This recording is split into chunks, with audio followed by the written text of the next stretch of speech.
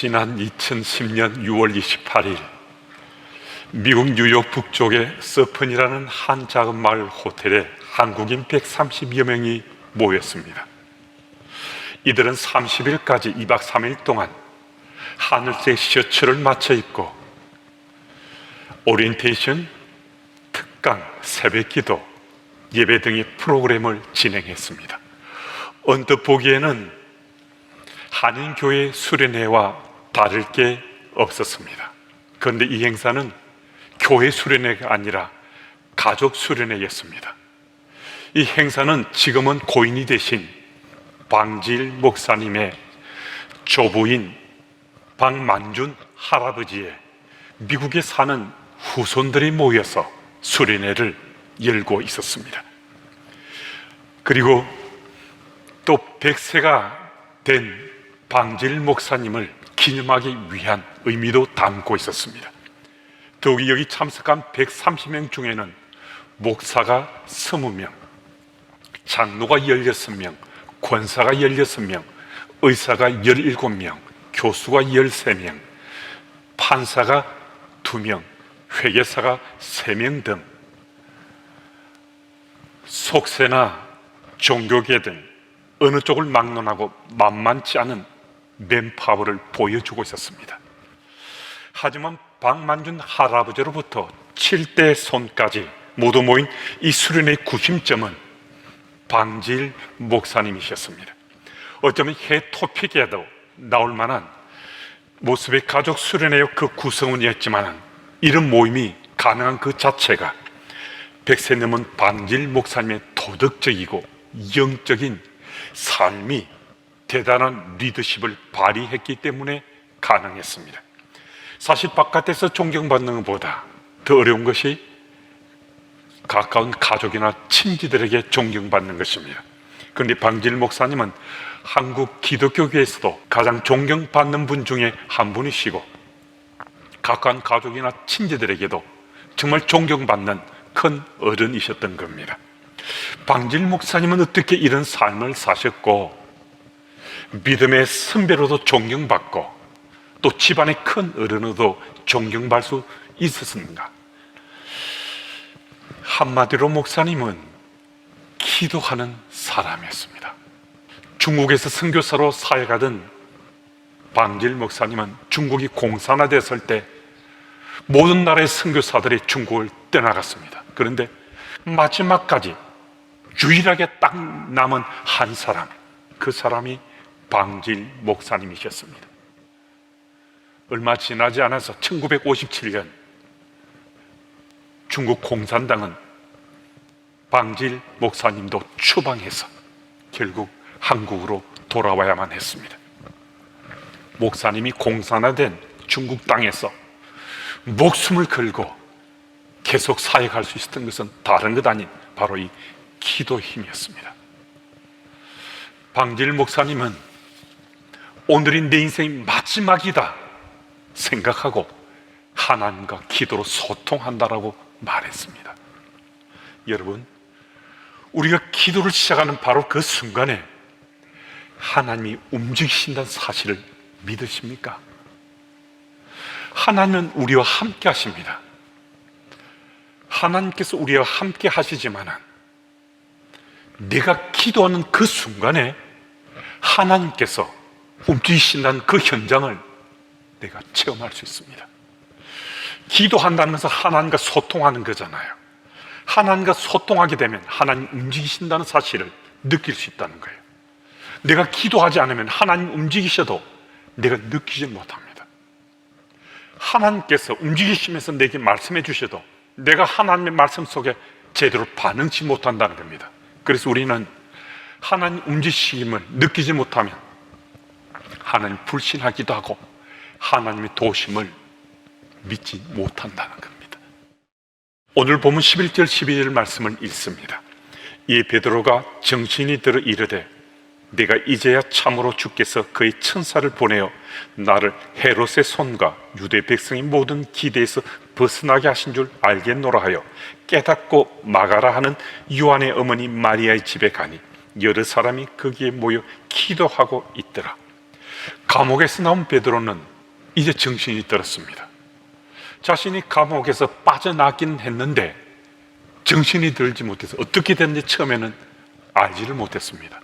그런데 정신 차려 보니까 자신이 어떻게 옥문을 빠져나왔는지, 어떻게 쇠사슬이 풀리게 됐는지, 어떻게 파수꾼을 지나치게 됐는지 알게 되었다는 겁니다. 그래서 헤롯의 손에서 유대 백성의 음모에서 자신을 구해낸 하나님 손길의 역사를 그제서야 깨닫게 되었다는 겁니다. 12절에 깨닫고는 무엇을 깨달았다는 말씀이신가? 하나님께서 주의 천사를 보내셔서 그를 감옥에서 벗어나게 하셨다는 그 사실을 베드로가 깨달았습니다.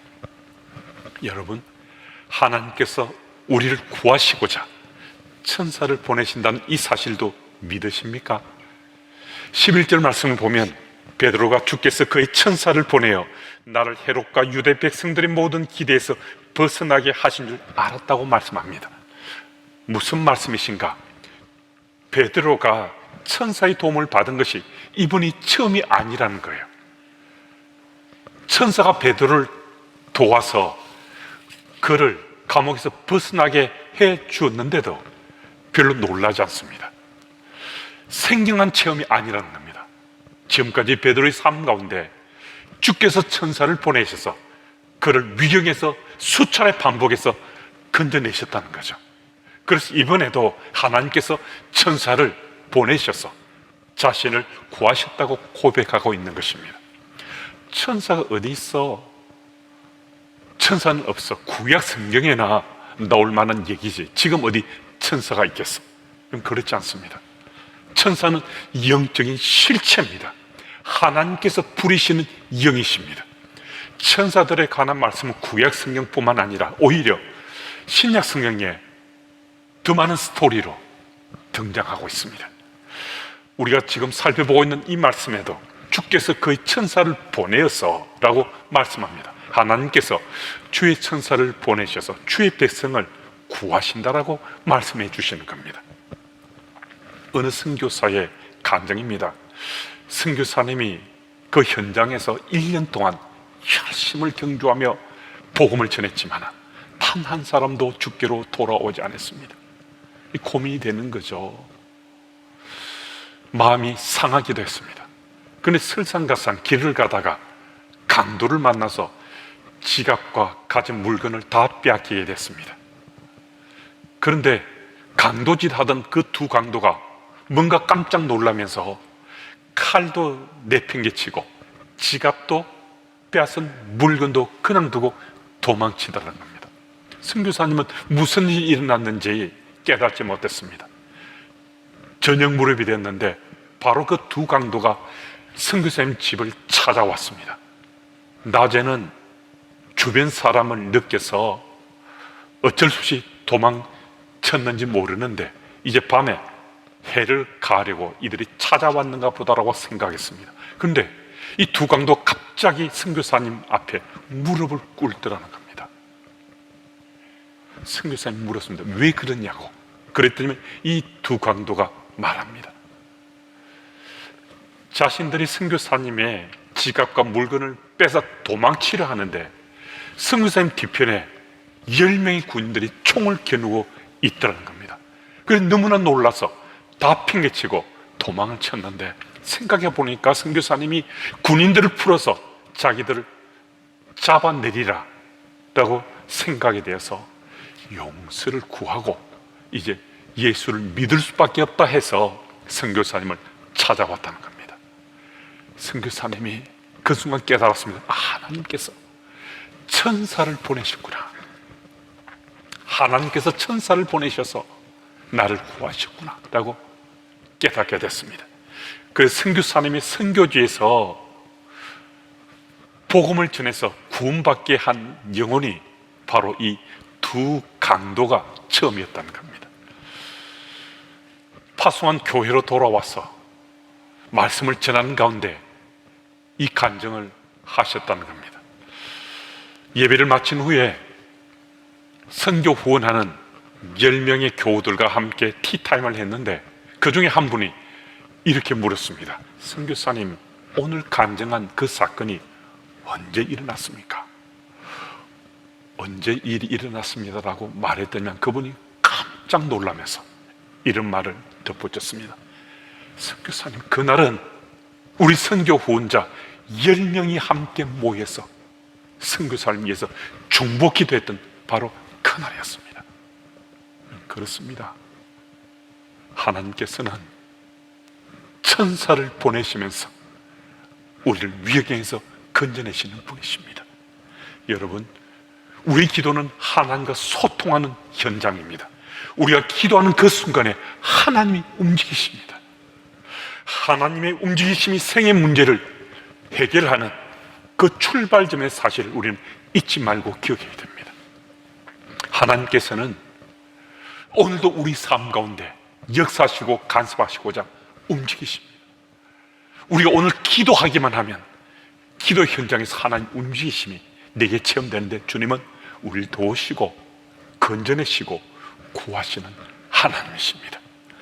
그 사실을 꼭 믿으시고 나의 기도의 자리에서 하나님의 움직이심을 체험하시는 여러분들이 다 되시길 바랍니다. 5절 말씀을 제가 읽습니다. 이에 베드로는 옥에 갇혔고 교회는 그를 위하여 간절히 하나님께 기도하더라. 12절을 제가 한 번 더 읽습니다. 깨닫고 마가라 하는 요한의 어머니 마리아의 집에 가니 여러 사람이 거기에 모여 기도하고 있더라. 초대교회 지도자 야고보가 죽임을 당했습니다. 베드로도 옥에 갇혔습니다. 초대교회 공동체에 정말 낭패에 지경한 일이 닥친 겁니다. 그래서 교우들이 무리지어서 곳곳에서 베드로의 석방을 위해서 뜨겁게 기도했습니다. 여러 정황을 봤을 때 얼마나 간절하게 교우들이 모여서 기도했는지 짐작이 되고도 남아 있습니다. 마가의 집에 모여있는 이들은 정말 식음을 전폐하고 기도에만 전력 투구한다는 생각이 들 정도로 이들은 전심을 다해서 기도하고 있습니다. 하나님께서 이들의 중보 기도를 들으시고 베드로를 옥에서 벗어나게 하는 놀라운 일을 이루어 주셨습니다. 오늘 보면 13절 이하를 보면 베드로가 감옥을 벗어나서 그들을 만나러 마가의 집으로 가고 있습니다. 근데 베드로가 이제 대문 밖에 도착했는데 베드로 풀려났던 그 사실을 기도하던 그 사람들은 믿지 못합니다. 안 믿는 정도가 아니라 로데라는 여자아이가 대문 밖에 나서 베드로가 쓴 걸 보고서 급히 뛰어들어가서 기도하던 이들에게 베드로가 문 밖에 서 있다라고 전해줬는데도 열심을 다해서 절박하게 기도하던 그 사람들은 그 사실을 믿지 않습니다. 이건 무슨 얘기입니까? 간절하게 기도하고 열심을 다해 기도했던 그들이 주께서 기도로 응답해 주셨는데도 그 사실을 믿지 못한다는 겁니다.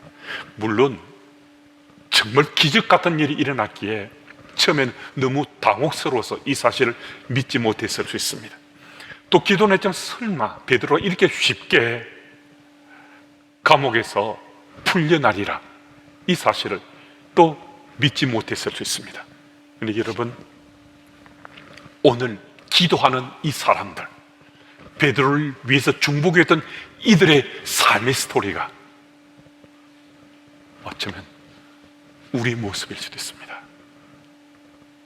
내가 기도하고 기도의 응답을 바라고 있는 내 모습일 수 있습니다. 영국의 소설가 H.G. 웰즈가 쓴 단편소설 대주교의 죽음이라는 책에는 이런 내용이 기술되어 있습니다. 어떤 대주교가 습관적으로 기도했습니다. 교회에 문제가 생겨서 그날도 대주교가 대성전에 들어가서 손을 높이 들고 주께 기도하기 시작했습니다. 오 거룩하신 아버지 하나님, 기도 제목을 주께 올리려 한 그 순간에 갑자기 소리가 들려졌습니다. 오냐, 내가 여기 있다. 원하는 것 구해라. 그 소리를 듣고서 대주교는 너무 놀란 나머지 하나님, 정말 내 기도를 듣고 계셨군요 하고서는 뒤로 벌렁 잡아져 심장마비로 죽고 말았다는 이야기입니다. 하나님이 나의 기도를 들으시고 응답하신다는 이 사실을 확신하며 내가 기도하고 있는가? 이 스토리에 대해서 우리에게 묻고 있는 아주 풍자적인 이야기입니다. 여러분, 우리는 오늘도 기도합니다. 정말 수없이 기도하고 있을 수 있습니다. 그런데 기도하면 내 기도를 들으신 하나님께서 내 기도에 응답해 주신다는 이 사실을 믿어야 된다는 겁니다. 여러분과 제가 기도하는 우리 기도의 대상은 누구십니까? 내가 여호와 하나님으로 믿는 믿음의 대상이신 하나님께 기도하는 거지 않습니까? 여러분, 그분이 살아계신다는 사실을 믿고 기도한다면 하나님께서, 전지전능하신 하나님께서는 내 기도에 응답해 주신다는 이 사실도 믿는 것은 이건 분명한 거지 않습니까? 그분이 살아계신 하나님이시니까 살아계신 하나님께서 내 기도를 들으셨으니 내 기도가 응답된다는 이 사실은 분명한 거지 않습니까? 여러분, 그래서 우리는 기도해야 됩니다. 기도하면 하나님이 움직이셔서 내 기도에 응답하시는데, 또 내가 기도하면 하나님 움직이심이 존재 체험되고 그 기도의 응답이 내게 주십니다. 그래서 우리는 또 기도할 수 있습니다. 여러분, 기도의 응답에 대한 확신을 가지고 기도함으로 오늘도 하나님 움직이심을 체험하시는 여러분들이 다 되시기 바랍니다. 16, 17절 말씀은 같이 읽습니다. 베드로가 문 두드리기를 그치지 아니하니 그들이 문을 열어 베드로를 보고 놀라는지라. 베드로가 그들에게 손짓하여 조용하게 하고 주께서 자기를 이끌어 옥에서 나오게 하던 일을 말하고 또 야고보와 형제들에게 이 말을 전하라 하고 떠나 다른 곳으로 가니라. 아멘. 감옥에서 벗어난 베드로는 마가의 집에 있는 교우들을 찾아갑니다. 마가의 집에서 교우들이 기도하고 있다는 사실을 이미 베드로는 잘 알고 있었습니다. 감옥에서 베드로가 기도하기도 했겠지만은 초대교회 교우들이 곳곳에서 베드로를 위해서 중보 기도한다는 사실도 알고 있었고, 그들의 중보 기도로 자신이 감옥에서 벗어나게 됐다는 이 사실을 잘 알았기에 마가의 집으로 지금 찾아가고 있었습니다. 사실 마가의 집은 안전한 곳이 아니었습니다. 베드로가 탈출한 줄 알고 군사들이 제일 먼저 찾아올 요주의 인물, 그 집이 바로 마가의 집이었습니다. 그런데도, 그런 위험이 있을 수 있는데도 베드로는 제일 먼저 마가의 집으로 찾아갔습니다. 무슨 말씀이신가? 베드로는 무엇보다 먼저 받은 기도의 응답을 함께 나누면서 기뻐하고 즐거워하고 감사하길 원했다는 것입니다. 기도의 응답은 함께 나눌수록 더 감사가 넘쳐납니다. 더 기뻐할 수 있습니다. 더 즐거워할 수 있습니다. 여러분, 그래서 교회 공동체는요, 믿는 사람들의 공동체는 기도의 공동체를 할 수 있습니다. 믿는 자의 공동체, 기도가 빠져버리면요, 그건 믿는 자의 공동체를 할 수 없습니다. 그래서 기도의 공동체는 항상 기도의 응답을 함께 나누고 즐거워하며 기뻐하며 감사하는 공동체입니다. 왜 기도의 응답을 함께 나누어야 되는가 하면, 기도의 응답을 체험하면요, 상대방을 통해서, 함께하는 일을 통해서 우리는 엄청난 은혜를 받습니다. 도전을 받습니다. 용기도 갖게 됩니다. 나도 기도하고 싶습니다. 기도한다는 것은, 기도 응답을 받는다는 것은 욕심이 아니라 사모함입니다. 기도 응답을 사모하면서 우리는 기도할 수 있어야 됩니다. 여러분, 우리가 왜 기도 응답을 나눔으로 기도의 수준을 높여야 하는지 여러분 아십니까? 우리는 하나님께 기도할 때요, 간절하게, 정말 어떤 때는 절박한 심령으로 주님께 구합니다. 그리고 주님께서 우리 기도에 응답해 주십니다. 그런데 우리가 기도할 때 주께서 기도에 응답해 주신다라고 믿고 기도할 수 있는 것은요, 오늘 내가 기도하고 그 기도에 대한 응답을 체험해야 내일도 기도할 수 있습니다. 여러분과 제가 기도하면요, 하나님이 움직이시거든요. 하나님이 움직이시는 그 체험을 하게 되면요, 그 다음에 정말 엄청난 상황 속에서 감당하기 어려운 그 장벽이 우리 앞을 가로막고 있어도 우리 기도할 수 있습니다. 우리 기도함으로 하나님 움직이시거든요.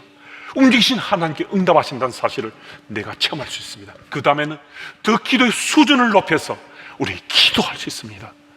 왜 그런 수준 높은 기도를 합니까? 주께서 이미 내 기도에 응답하시기 때문에 그렇습니다. 여러분과 제가 오늘 기도하면 하나님께서 움직이십니다. 그럼 기도하지 않으면 하나님 움직이신다는 그 사실을, 주께서 나와 함께 하심에도 그 사실을 내가 체험치 못합니다. 그래서 기도의 응답을 사모치 못하게 되는 거거든요. 여러분, 기도하셔야 됩니다. 기도하시면 하나님 움직이시고, 움직이신 하나님께서는 반드시 우리 기도에 응답하십니다. 적지 않은 사람들이 초과학 시대를 사는데 무슨 기도가 필요하겠냐고 말들 합니다. 이건 그렇지 않습니다. 인간의 한계 상황이나 극한 상황을 경험한 사람들은요, 정말 기도에 더 열심을 경주합니다. 기도하지 않고는 견딜 수 없는 심령으로 더 뜨겁게 기도합니다. 참 부족하기 그지없고 볼품없는 제가 오늘도 이 강단에 있어서 말씀을 전가할 수 있는 것은, 하나님께서 제가 기도하면 움직이시는 사실을 수없이 반복하며 체험하며 여기까지 이르렀기 때문입니다. 하나님께서 제가 기도하면 움직이신 하나님으로 반드시 기도에 응답하신다는 사실을 저는 믿습니다. 기적 같은 일들이 제 삶 속에 얼마나 수없이 반복해서 일어났는지 제가 간증을 하면 끝이 없는 수많은 간증을 할 수 있을 정도로 하나님께서는 제 기도에 움직이셨습니다. 여러분, 생에 문제가 있습니까? 감당하기 어려운 장애물에 부딪혔습니까? 기도하는 겁니다. 기도하면 하나님 움직이십니다. 움직이신 하나님은 반드시 우리 기도에 응답해 주십니다. D.L. 무디는 기도는 하나님의 자녀의 가장 강력한 무기라고 했습니다. 아무리 최첨단 무기가 발전하고 발달한다 하더라도 기도보다 더 강력한 무기는 없습니다. 정말 신기한 거예요. 정말 신비한 거예요. 우리의 기도하면 전지전능하신 하나님께서 움직이시기 때문에 놀라운 일이 우리 삶 속에 이루어진다는 겁니다. 신학자 앤드루 무레이가 이런 말을 하기도 했습니다. 기도는 인간의 무능과 하나님의 전능이 연결되는 고리이다. 여러분, 우리가 기도할 때 하나님이 움직이십니다. 움직이신 하나님은 우리 기도에 응답하십니다. 이 사실 믿으시고 오늘도 기도의 자리를 지켜가시고 기도의 지경을 넓혀가시고 그리고 움직이신 하나님을 존재 체험하시는 여러분들이 되시길 바랍니다. 여러분, 하나님께서는 지금도 살아계셔서 우리에게 기도만 하면 움직이신다고 다시 한 번 더 일깨워 주십니다.